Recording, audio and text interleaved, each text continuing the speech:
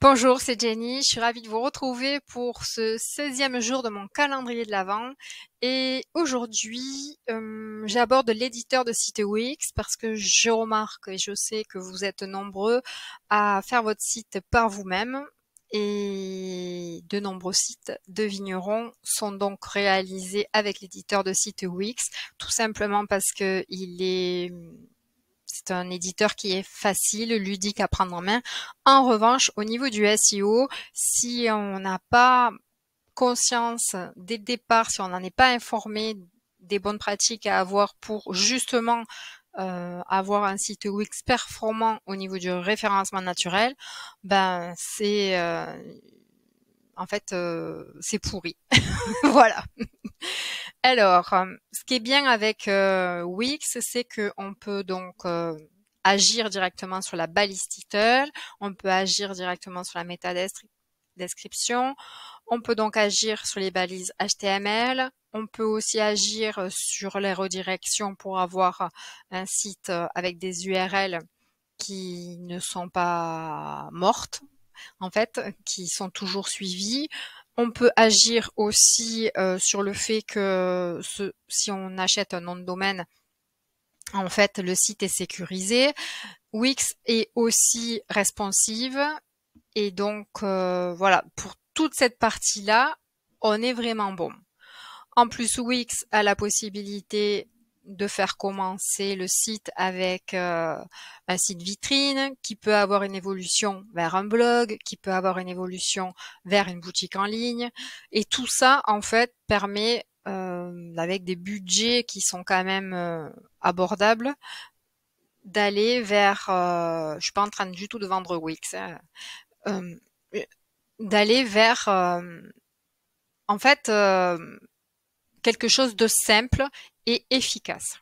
Cependant, quand on construit son site par soi-même et qu'on n'est pas au courant des points négatifs de Wix, on peut faire de grosses boulettes, comme par exemple se servir de toutes les applications qui sont proposées, comme par exemple ajouter des fenêtres pop-up à tous les onglets, à toutes les pages, ajouter des galeries qui sont très lourdes avec des images qui sont pas suffisamment bien compressées et optimisées pour justement que le temps de chargement du site soit rapide. Et enfin, il y a certainement plein d'autres choses en tant que... Oui, il y a aussi un gros point négatif par rapport à Wix. Ce que je n'aime pas du tout, c'est le site en multilingue, de prendre le site multilingue.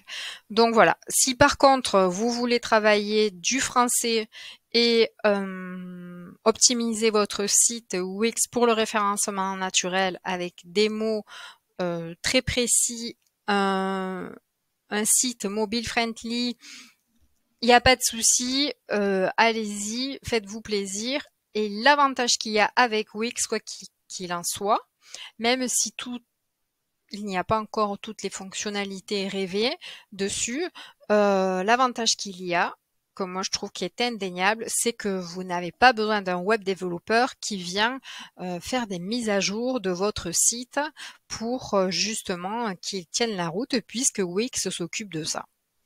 Voilà. Évidemment, ça a un coût puisque ça fait partie de votre forfait. Voilà pour Wix.